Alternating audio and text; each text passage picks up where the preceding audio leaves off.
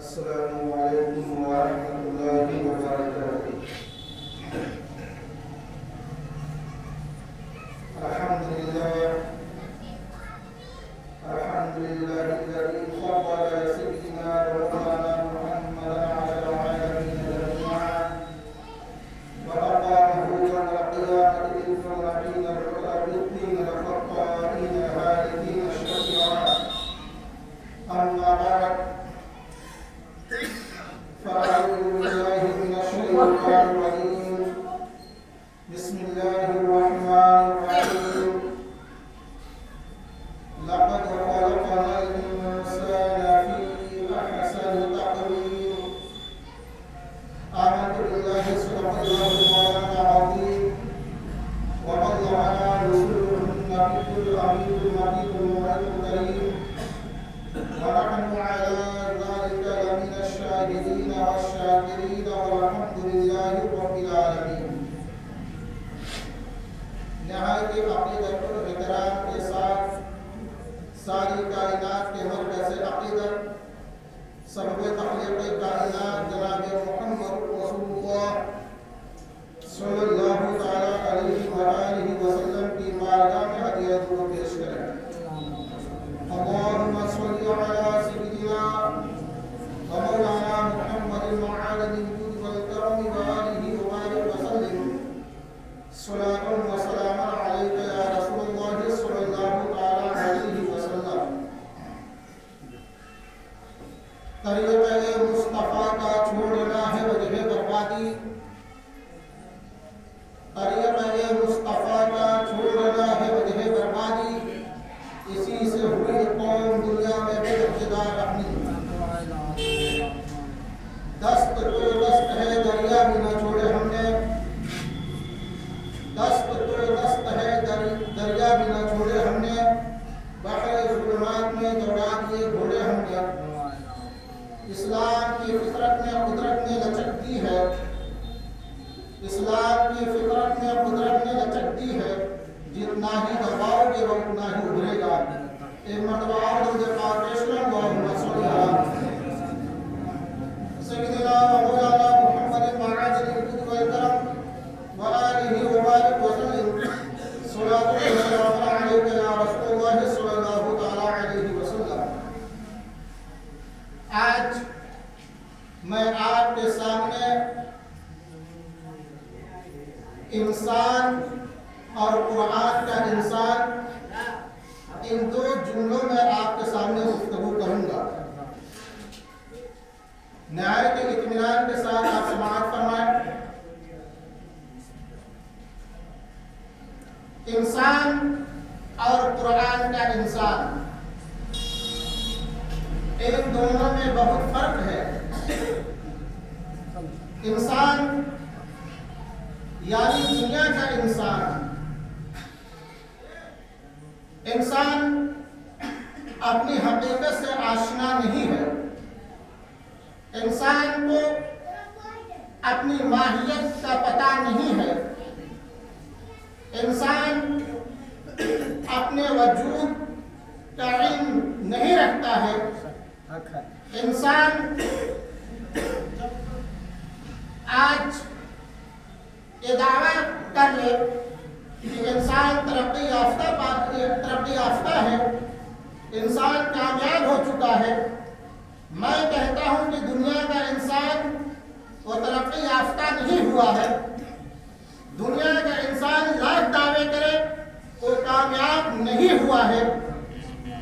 اس لیے کہ انسان نے جس چیز پر اپنی توجہ کو مرکوز کیا ہے وہ شے ترقی پا گئی ہے.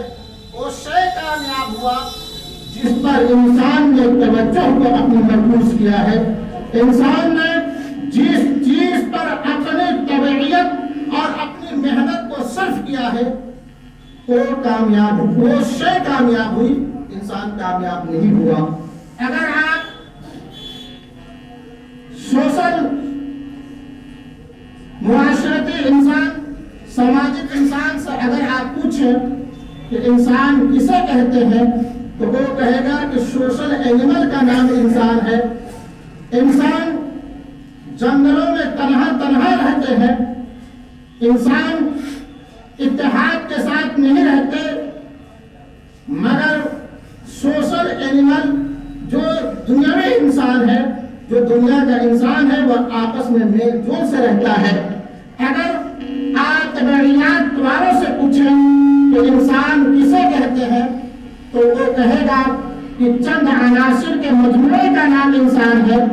آگ، پانی، مٹی، ہوا، اس کے مجموعے کا نام انسان ہے۔ اگر آپ کسی عجیب سے پوچھیں تو وہ آپ کو کہے گا کہ جب تک عناصر کے اندر اتحاد رہا تو وہ انسان ہے، اور جب عناصر کے اندر اختلاف ہوا تو اسے موت کہا جاتا ہے۔ دنیا کا انسان یہ ہے جو یہ دعویٰ کرے کہ میں کامیاب ہو گیا، انسان ترقی یافتہ ہوا، تو یہ دنیا کا انسان کامیاب نہیں ہے، بلکہ جن جن چیزوں پر اس نے محنت کی اس سے کامیاب ہوئی۔ اس نے جہاز بنانے پر محنت کیا، آج وہ فضا میں پرواز کر رہا ہے۔ اس نے اپنے دیگر امور پر اس نے اپنے ذہن کو مرکوز کیا، اس پر محنت کیا تو وہ شے کامیاب ہوئی، انسان کامیاب نہیں ہوا۔ چونکہ آج مدارس اسلامیہ میں یہ بات پڑھائی جاتی ہے، علماء کرام جانتے ہیں کہ جب کسی مجہول چیز کا نتیجہ نکالنا ہو تو امور معلومات کو ترتیب دے کر کے مجہولات کو حاصل کیا جاتا ہے۔ جیسے العالم متغیر، دنیا کے بدلنے والا عالم متغیر ہے۔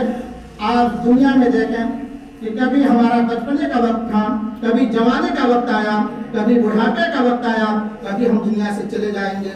العالم متغیر، دنیا کی ہر چیز بدلتی ہے، وَكُلُّ مُتَغَيِّرٍ حَادِثٌ، اور ہر بدلنے والی چیز ہے۔ تو جب ہم نے دنیا کو دیکھا کہ دنیا کی چیز بدل رہی ہے اور ہر بدلنے والی چیز حادث ہے، جب دن ہوگا، دن جب ختم ہوگا تو رات کا وجود ہوگا، اور جب رات ہمارے پاس آئے گی تو دن نہیں ہوگا۔ تو جب ایک پایا جائے گا دوسرا نہیں پایا جائے گا، یہ حادث ہے۔ ہم نے امور معلومات کو ترتیب دیا تو نتیجہ نکلا فالعالم حادث، عالم حادث۔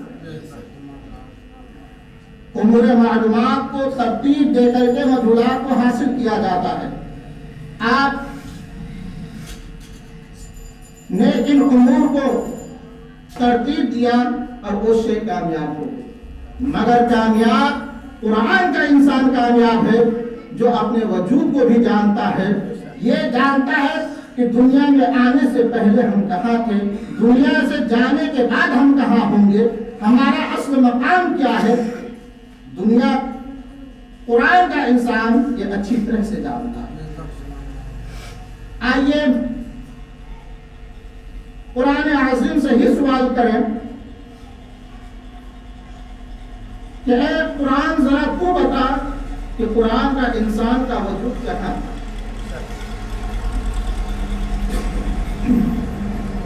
قرآن عظیم فرماتا ہے لقد کرمنا بنی آدم، ہم نے انسان، اللہ فرماتا ہے کہ ہم نے انسانوں کو عزت و بزرگی عطا فرمایا، ان کے سروں پر کرامت کا تاج زدہ رکھا۔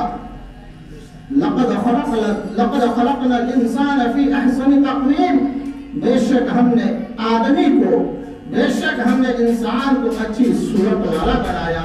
یہ قرآن ہمیں بتا رہا ہے۔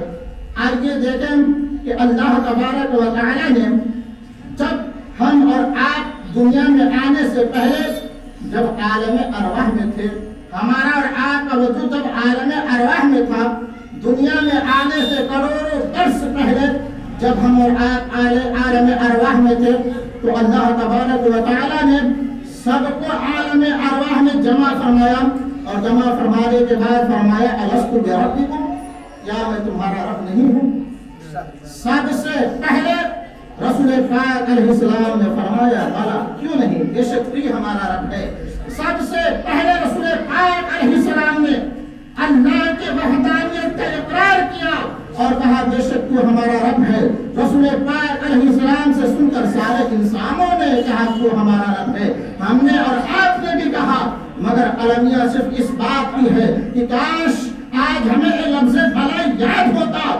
ہم نے اور آپ نے اللہ کے سامنے اقرار کیا ہے کہ تو وہ ہمارا رب ہے، مگر دنیا میں آنے کے بعد ہم اور آپ اس بلا کو بھول چکے ہیں۔ یہ لفظ بلا کیا ہے؟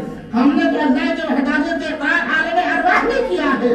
آئیے آپ دیکھیں، اللہ تبارک و تعالیٰ فرماتا ہے کن فیکون، جب اللہ نے فرمایا ہو جا تو ہو گیا۔ علماء کرام اچھی طرح سے جانتے ہیں کہ لفظ کن جو ہے یہ صیغہ خطاب ہے، اور خطاب اس سے کیا جاتا ہے جو انسان موجود ہوتا ہے، جو چیز موجود ہوگی اسے خطاب کیا جائے گا۔ اللہ نے فرمایا کن فیکون، تو یہ لفظ کن صیغہ خطاب ہے۔ اس کے ذریعے پتہ چلا کہ عالم ارواح سے پہلے بھی قرآن کا انسان موجود تھا۔ قرآن کا انسان وہ ہے جو قرآن کی تعلیمات پر عمل کرتا ہے، جو قرآن کے موافق زندگی بسر کرتا ہے۔ قرآن عظیم میں آپ پڑھیں پتہ چلے گا۔ تو ہم اور آپ کہاں گئے؟ صیغہ خطاب اللہ نے فرمایا کن فیکون، کن ہو جا، فیکون تو ہو گیا۔ تو پہلے کہاں تھے؟ تو یہ قرآن کا انسان اللہ کے علم میں تھا، اللہ کے مشیت میں تھا۔ تو یہ قرآن کا انسان جانتا ہے کہ دنیا میں آنے سے پہلے یہ کہاں تھا، دنیا میں آیا، دنیا میں آنے کے بعد پھر وہ کہاں جائے گا اس کو یہ بھی معلوم ہے۔ وہ قبر کی منزل ہے، قبر کی منزل تو بہت چھوٹی سی منزل ہے، وہ ایک راستہ ہے، مگر دائمی جو اس کا مکان ہے وہ مکان جنت کا مکان ہے۔ اللہ تبارک و تعالیٰ نے قرآن عظیم میں فرمایا وَإِذْ قَالَ رَبُّكَ لِلْمَلَائِكَةِ إِنِّي جَاعِلٌ فِي الْأَرْضِ خَلِيفَةً قَالُوا أَتَجْعَلُ فِيهَا مَن يُفْسِدُ فِيهَا وَيَسْفِكُ الدِّمَاءَ وَنَحْنُ نُسَبِّحُ بِحَمْدِكَ وَنُقَدِّسُ لَكَ قَالَ إِنِّي أَعْلَمُ مَا لَا تَعْلَمُونَ۔ آپ پڑھیں قرآن عظیم سورہ بقرہ ہے۔ اللہ تبارک و تعالیٰ فرماتا ہے فرشتوں کی جماعت ہے، اللہ فرشتوں سے فرماتا ہے انی جاعل فی الارض خلیفہ، میں زمین میں اپنا نائب بنانا چاہتا ہوں، میں زمین میں اپنا خلیفہ بنانا چاہتا ہوں۔ آپ اپنے ذہن کو بالکل توجہ کے ساتھ آپ سنیں، قرآن عظیم میں اللہ نے فرمایا فرشتوں سے انی جاعل فی الارض خلیفہ، میں زمین میں اپنا نائب بنانا چاہتا ہوں، اپنا خلیفہ بنانا چاہتا ہوں۔ فرشتوں نے عرض کیا تھا پروردگار کیا تو زمین میں ایسے کو اپنا خلیفہ بنائے گا؟ قالوا اتجعل فيها من يفسد فيها ويسفك الدماء، فرشتوں نے کہا تھا پروردگار کیا تو زمین میں ایسے کو اپنا نائب مقرر کرے گا جو زمین میں قتل و غارت کریں گے، زمین میں خون سیاہ کریں گے؟ وَنَحْنُ نُسَبِّحُ بِحَمْدِكَ وَنُقَدِّسُ لَكَ، اے اللہ ہم تیری تعریف بیان کرتے ہیں، ہم تیری تسبیح و تحلیل کرتے ہیں۔ قال انی اعلم ما لا تعلمون، تو اللہ تعالیٰ نے فرمایا کہ میں وہ جانتا ہوں جو تم نہیں جانتے۔ اے قرآن کا انسان، قرآن پڑھنے والوں ذرا سوچو اور خصوصیت کے ساتھ علماء کرام اس بات پہ توجہ دیں کہ اللہ نے فرمایا انی جاعل فی الارض خلیفہ، میں زمین میں اپنا نائب مقرر کرنا چاہتا ہوں۔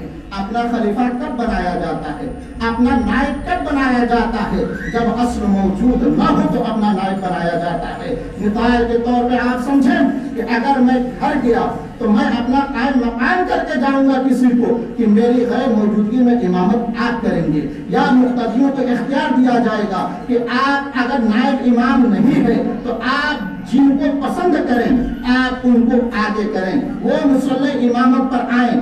لیکن آپ سوچیں کہ نائب کب بنایا جاتا ہے؟ جب اصل موجود نہ ہو۔ اللہ تو ہر جگہ ہے، اللہ تو یہاں پر بھی ہے، آپ کے شہر سے بھی قریب ہے، تو پھر اللہ تبارک و تعالیٰ نے اپنا نائب بنانے کا اعلان کیوں فرمایا؟ فرشتوں سے اللہ نے کیوں فرمایا انی جاعل فی الارض خلیفہ، میں اپنے زمین میں نائب بنانا چاہتا ہوں؟ تو علماء کرام، بہت سارے علماء کرام نہیں جانتے ہوں گے اور بہت سے جانتے بھی ہیں، اس بات کے خصوصی توجہ کے ساتھ آپ سن لیں کہ اللہ نے اپنا نائب جب بنانے کا یہ اعلان فرمایا ہے اس کی دو وجہیں ہیں۔ ایک وجہ تو یہ ہے کہ انسان کو زمین پر اپنا نائب میں بناؤں گا تاکہ جس کے ذریعے انسان خدا کی معرفت حاصل کر سکے، وہ خدا تک رسائی کر سکے، اور دوسری وجہ یہ ہے کہ میں اپنا نائب بناؤں گا تاکہ ان کی وجہ سے وہ انسان قرآن کا انسان بن جائے، وہ انسان قرآن کے موافق زندگی بسر کرے۔ مگر ہمارا اور آپ کا حال کیا ہے؟ کہ ہم تو قرآن عظیم کو طاق پر رکھ دیے، قرآن عظیم کی تلاوت بھی ہمیں میسر نہیں ہوتا، قرآن عظیم کی تفسیر تو پڑھیں آپ، قرآن عظیم کے ترجمے کو تو جانیں آپ تو قرآن عظیم اٹھا کے دیکھ لیے، سینے سے لگا لیے، یقیناً باعث برکت ہے، مگر کبھی آپ نے جانا کہ قرآن عظیم میں اللہ ہم سے فرماتا کیا ہے؟ درود پاک اللہم صلی علی سیدنا و مولانا محمد معظم الجود والکرم وآلہ وبارک وسلم، صلوات و سلام علیک یا رسول اللہ صلی اللہ تعالی علیہ وسلم۔ ہمیں ضرورت اس بات کی ہے کہ ہم دنیا کا انسان نہ بنے، ہم دنیا کا انسان نہ بنے۔ دنیا کا انسان آج تو دعویٰ کرتا ہے کہ آج کل یہ مرغی 1400 سال پرانی باتیں کرتے ہیں، آج دنیا کہاں سے کہاں تک پہنچ گئی۔ یہ دنیا کیا ہے؟ دنیا ہم مسلمانوں کے لیے بنائی گئی ہے، یہ انسانوں کے لیے بنائی گئی۔ وَلَكُمْ سَخَّرَ لَكُمُ الشَّمْسَ وَالْقَمَرَ، تمہارے لیے شمس و قمر کو مسخر کر دیا گیا ہے، چاند اور سورج۔ یہ اگر انسان قرآن کا انسان ہے تو چاند اور سورج اس کے لیے مسخر کر دیے گئے ہیں۔ غوث اعظم رضی اللہ تعالیٰ عنہ یہ قرآن کے انسان ہیں، قرآن کے موافق زندگی بسر کرنے والے ہیں۔ چاند و سورج غوث اعظم کی بارگاہ میں حاضری دے رہا ہے، اللہ کے نیک بندوں کی بارگاہ میں جائیں آپ دیکھیں، یہ زمین ہے، آسمان ہے، چاند ہے، سورج ہے، جتنی بھی چیزیں ہیں اللہ تبارک و تعالیٰ نے ہم لوگوں کے لیے بنایا ہے۔ یہ سب کے سب ہمارے ماتحت ہیں، مگر انسانوں کو اللہ نے بنایا ہے وہ اپنی بندگی کے لیے بنایا ہے، اپنی عبادت و ریاضت کے لیے بنایا ہے۔ وَمَا خَلَقْتُ الْجِنَّ وَالْإِنسَ إِلَّا لِيَعْبُدُونِ، ہم نے انسانوں اور جناتوں کو اپنی عبادت و ریاضت کے لیے بنایا ہے، اپنی بندگی کے لیے بنایا ہے۔ آپ سوچا کہ اگر دنیا کا انسان ترقی یافتہ ہو گیا تو وہ کسی غریب پہ ظلم نہ کرتا، وہ کسی بیواؤں کو، اگر کوئی بیوہ ہے تو وہ اس کا سہارا بنتا، ایک جو کمزور ہے وہ اس کا ہمدرد بنتا۔ مگر آج کیسے ترقی یافتہ ہے آپ کہ ایک دوسرے کے اوپر ظلم کر رہے ہیں۔ کمزور انسان اللہ کی بارگاہ میں تو اپنے ہاتھ کو بلند کر رہا ہے، پروردگار عالم ہم پہ ظلم کیا جا رہا ہے۔ یتیموں کا کوئی سہارا نہیں ہے، بیواؤں کا کوئی سہارا نہیں ہے۔ آپ قرآن عظیم کو دیکھیں، قرآن عظیم کے موافق اگر آپ زندگی بسر کرو گے تو یاد رکھو دست و دست ہے، دریا بھی نہ چھوڑے ہم نے، بحر ظلمات میں دوڑا دیے گھوڑے ہم نے۔ وہ صحابہ کرام کی مقدس جماعت ہے جنہوں نے قرآن پر عمل کیا ہے، سامنے دریا آ جائے، صحرا آ جائے، کچھ بھی ہو، دریا نے اپنا سینہ چاک کر کے انہیں راستہ دیا ہے۔ پہلے آپ تو مسلمان تو بنے، آپ صرف زبان سے آپ اپنے آپ کو مسلمان کہتے ہیں۔ افسوس کے ساتھ میں یہ کہہ رہا ہوں کہ اگر بہت سارے لوگوں سے اگر میں یہ سوال کر دوں کہ آپ مسلمان تو ہو لیکن مسلمان ہونے کی دلیل کیا ہے، مسلمان کہتے کس کو ہے، مسلمان کا معنی کیا ہوا، مسلمان کا مطلب کیا ہوا، تو آپ کا جواب یہ ہوگا کہ حضرت آپ ہم سے سوال نہ کریں، ہمیں معلوم نہیں ہے۔ آج آپ نماز جنازہ میں جاؤ، نیت یاد نہیں ہے۔ آپ عید اور بقرعید کی نماز میں آئے، حضرت آپ ہمیں نیت بتا دیں۔ مارو تو نیت ہر چیز کے لیے اس پیغمبر نے فرمایا طلب العلم فریضۃ علی کل مسلم و مسلمہ، علم دین کا حاصل کرنا ہر مسلمان مرد و عورت پر فرض ہے۔ آپ یاد رکھیں کہ آپ نے اولاً جرم تو یہ کیا کہ آپ بقدر ضرورت علم حاصل آپ نے نہیں کیا ہے، اس کے بعد آپ اکڑ کر کے آپ دنیا کا انسان بنتے ہو۔ آپ آج عالموں کے اوپر توہین کرتے ہو، بے شمار چیزیں کرتے ہو۔ اور دیکھو میں یہ عرض کر رہا تھا کہ اللہ تبارک و تعالیٰ نے حضرت آدم علیہ السلام کو زمین میں اپنا نائب بنایا، تو پھر حضرت آدم علیہ السلام کو جنت میں کیوں پیدا فرمایا؟ حضرت آدم علیہ السلام کو زمین میں پیدا فرمایا ہوتا، لیکن اللہ تبارک و تعالیٰ نے حضرت آدم علیہ السلام کو جنت میں بنایا۔ حضرت آدم کی تخلیق جنت میں ہو رہی ہے اور خلیفہ زمین پہ بنایا جا رہا ہے۔ اس کی وجہ یہ ہے کہ یرجع کل شیء یرجع الی اصلہ، ہر چیز اپنے اصل کی طرف لوٹتی ہے۔ جنت ہمارے باپ سیدنا حضرت آدم علیہ السلام کا گھر ہے، جنت ہماری ماں سیدنا حضرت حوا رضی اللہ تعالی عنہا کا گھر ہے۔ ماں اور باپ کا گھر جنت ہوتا ہے۔ ایک پیغمبرانہ لفظ آپ بہت عزت کے ساتھ ان میں جملہ استعمال کر رہا ہوں، یہ مشیت الہی تھا کہ حضرت آدم گندم کو کھائیں، فَأَزَلَّهُمَا الشَّيْطَانُ مِنْهَا فَأَخْرَجَهُمَا مِمَّا كَانَا فِيهِ إِلَى آخر آیات۔ شیطان نے لفظ دیا، وہ خلاف اولا ہے۔ حضرت آدم و حوا نے گندم کھایا، اللہ تبارک و تعالیٰ نے دنیا میں بھیجا، دنیا میں آنے کے بعد فرمایا کہ تم میں سے بعض کا دشمن ہے۔ آگے فرماتا ہے فَتَلَقَّى آدَمُ مِن رَّبِّهِ كَلِمَاتٍ فَتَابَ عَلَيْهِ إِنَّهُ هُوَ التَّوَّابُ الرَّحِيمُ۔ حضرت آدم علیہ السلام کی توبہ قبول فرمائی ایک کلمے کے ذریعے، وہ کلمہ رسول پاک علیہ السلام کا اسم مبارک ہے، رسول پاک کا واسطہ بنایا، رسول پاک کے وسیلے کے ذریعے حضرت آدم نے دعا فرمایا تو اللہ تبارک و تعالیٰ نے حضرت آدم کی دعا قبول فرمائی۔ آپ یاد رکھیں کہ اللہ تبارک و تعالیٰ نے حضرت آدم کو جنت میں پیدا فرمایا، دنیا میں بھیجا۔ حضرت آدم کو دنیا میں بھیجنے کا مقصد یہ ہے کہ حضرت آدم علیہ السلام ہمیں اور آپ کو قرآن کے راستے بتائیں، اللہ تک پہنچنے کی معرفت ہمیں حاصل ہو جائے۔ حضرت آدم علیہ السلام کو اللہ تبارک و تعالیٰ نے جب خلیفہ بنایا تھا تو فرشتوں نے عرض کیا تھا پروردگار عالم کیا تو ایسے کو اپنا نائب بنائے گا جو زمین میں قتل و غارت کریں گے۔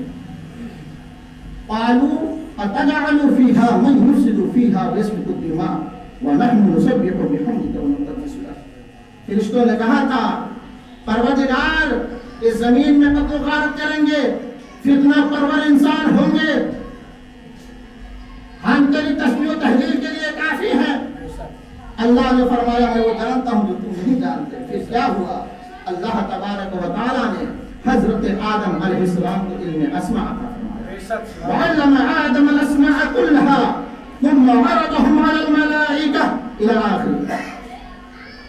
اللہ تبارک و تعالیٰ نے حضرت آدم علیہ السلام کو علم اسماء عطا فرمایا۔ علم اسماء جو ہوتا ہے یہ مسمات کے پوری ماہیت پہ دلالت کرتا ہے۔ حضرت آدم علیہ السلام کو علم اسماء عطا فرمایا، ساری چیزوں کے استعمال کا طریقے کا علم بھی عطا فرمایا، بلکہ اللہ تبارک و تعالیٰ نے حضرت آدم علیہ السلام کو ان اشیاء کا مشاہدہ بھی فرما دیا اور اس کے بعد فرشتوں کے پاس بھیجا۔ فرشتوں نے کہا وعلم آدم الأسماء كلها ثم عرضهم على الملائكة فقال أنبئوني بأسماء هؤلاء إن كنتم صادقين قالوا سبحانك لا علم لنا إلا ما علمتنا إنك أنت العليم الحكيم۔ فرشتوں نے اپنے علم کی عاجزی کا اقرار کیا، کہا پروردگار ہم نہیں جانتے ہیں، ہم تو صرف اتنا ہی جانتے ہیں جتنا تو نے مجھے علم عطا فرمایا ہے، جتنا علم تو نے ہمیں عطا فرمایا اس سے زیادہ نہیں جانتے۔ پھر اللہ تبارک و تعالیٰ نے فرشتوں کو حکم دیا کہ حضرت آدم کا سجدہ کریں۔ بہت سارے مفسرین نے فرمایا ہے کہ حضرت آدم علیہ السلام جو مسجد ملائکہ ہوئے وہ علم کی وجہ سے ہوئے، کیونکہ حضرت آدم علیہ السلام نے ساری چیزوں کا نام بتا دیا، فرشتوں نے نام نہیں بتایا، اس لیے اللہ تعالیٰ نے حضرت آدم علیہ السلام کا سجدے کا حکم دیا۔ لیکن مفسرین کا بہت بڑا طبقہ اس بات کی طرف بھی ہے، ان کے اقوال یہ ہیں کہ اس وقت حضرت آدم علیہ السلام کے پشت مبارک میں نور مصطفیٰ جلوہ کرتا تھا، اس نور کی وجہ سے اللہ تبارک و تعالیٰ نے فرشتوں کو سجدے کا حکم عطا فرمایا۔ آج ذرا سوچیں کہ علم کی عظمت کیا ہے، علم کا مرتبہ کیا ہے۔ آپ یاد رکھیں قل هل يستوي الذين يعلمون والذين لا يعلمون، اللہ نے فرمایا کیا جاننے والے اور نہ جاننے والے دونوں برابر ہیں؟ ہرگز برابر نہیں ہو سکتے۔ لا يستوي اصحاب النار واصحاب الجنہ، اسی طریقے سے جنتی اور جہنمی بھی برابر نہیں ہو سکتے۔ ضرورت اس بات کی ہے کہ آپ دنیا کا انسان نہ بنو، قرآن کا انسان بنو، قرآن کی محافظت کرو، دین اسلام پر آپ چلتے رہو، اور دین اسلام کی تبلیغ و اشاعت مدارس اسلامیہ سے ہوتی ہے۔ آپ مدارس اسلامیہ کے خیرخواہ رہیں، علماء کرام کے خیرخواہ رہیں۔ آج کے دور میں میں دیکھ رہا ہوں، جس دور میں جب میں طالب علم تھا، جب میں علم حاصل کر رہا تھا، اس وقت مدارس اسلامیہ کا ماحول کیا تھا، اب کیا ہے دونوں میرے نظروں کے سامنے ہے۔ آج بہت سارے علماء کرام اپنے بچوں کو عالم بنانا گوارا نہیں کر رہے ہیں۔ یہ حدیث پاک حضرت میری نظروں کے سامنے بار بار آتی ہے، بخاری شریف کی حدیث پاک ہے۔ رسول دو جہاں صلی اللہ علیہ وسلم کے صحابہ کرام نے، رسول پاک علیہ السلام نے صحابہ سے فرمایا کہ قرب قیامت میں علم اٹھا لیا جائے گا۔ صحابہ کرام نے فرمایا یا رسول اللہ علیہ السلام کیا علماء کے سینوں سے علم کو نکال لیا جائے گا؟ اللہ کے رسول نے فرمایا نہیں، بلکہ علماء اٹھا لیے جائیں گے، علماء انتقال کر جائیں گے، نہ عالم رہیں گے نہ علم باقی رہے گا، اور جس دن علم باقی نہیں رہے گا اسی دن قیامت مسلط ہو جائے گی۔ یاد رکھیں علماء یہ آپ کے لیے باعث برکت ہیں، علماء کی آپ خدمت کریں۔ آج اگر علماء تنگ دستی کا اگر شکار ہے تو یاد رکھیں پورے قوم سے باز کچھ اللہ تبارک و تعالیٰ کا میدان حشر میں فرمائے گا۔ یاد رکھیں یہ حدیث پاک ہے، پھر آگے فرماتے ہیں کہ ایسا دور ہوگا جو صاحب ثروت والے لوگ ہوں گے، جو مالدار لوگ ہوں گے، وہ لوگ قوم ان سے مسئلہ پوچھیں گے اور وہ اپنے شیخوخیت کی بنیاد پر، اپنے انانیت کی بنیاد پر متکبرانہ چال میں آج بہت سارے افراد ایسے ہیں جو عالم نہیں ہے، وہ عالمیت کی سند نہیں ہے اور اپنے طبیعیت کے اعتبار سے مسئلے بیان کر دیتے ہیں۔ آپ طلاق کا مسئلہ دیکھیں، ایک اسی لفظ سے طلاق واقع بھی ہوگی، اسی لفظ سے طلاق نہیں بھی واقع ہوگا۔ آپ اردو کی کتابوں کو پڑھ کر آپ کسی کو مسئلہ نہیں بتا سکتے۔ آج ہر آدمی اپنے آپ کو بڑا تصور کر رہا ہے۔ بخاری شریف کے حدیث پاک ہے، رسول پاک نے فرمایا اپنی شیخوخیت کی بنیاد پر لوگوں کو مسئلہ بتائے گا، وہ خود بھی گمراہ ہوگا اور دوسروں کو بھی گمراہ کرے گا۔ وہ وقت ہمارے قریب آ رہا ہے۔ آپ اپنے مدارس کو مضبوط کریں اور سب لوگ اتفاق و اتحاد کے ساتھ ہو جائیں، اللہ کی عبادت کریں۔ اللہ تبارک و تعالی ہم سب کو کہنے اور سننے سے زیادہ عمل کی توفیق عطا فرمائے۔ ایک بات کا اعلان کا حکم ہوا ہے، وہ یہ ہے کہ جن لوگوں نے ربیع الاول شریف میں چندے میں نام لکھوایا ہے اور ابھی تک نہیں دیے ہیں، آپ اسے دے دیں۔ آپ جانتے ہیں آپ نے کسی انسان کا قرض لیا تو کچھ چلنے والا ہے، معافی تلافی کر لو گے، لیکن آپ نے رسول پاک علیہ السلام کے گھر میں دے کر کے آپ نے باقی رہا تو چلنے والا نہیں ہے۔ آپ ہر حال میں کوشش کر کے جن لوگوں نے نام لکھایا باقی ہے وہ اس کو ادا کر دیں۔ اللہ تبارک و تعالی ہم سب کو سننے اور کہنے سے زیادہ عمل کی توفیق عطا فرمائے۔ استغفر اللہ ربی من کل ذنب واتوب الیہ، وآخر دعوانا الحمد للہ رب العالمین۔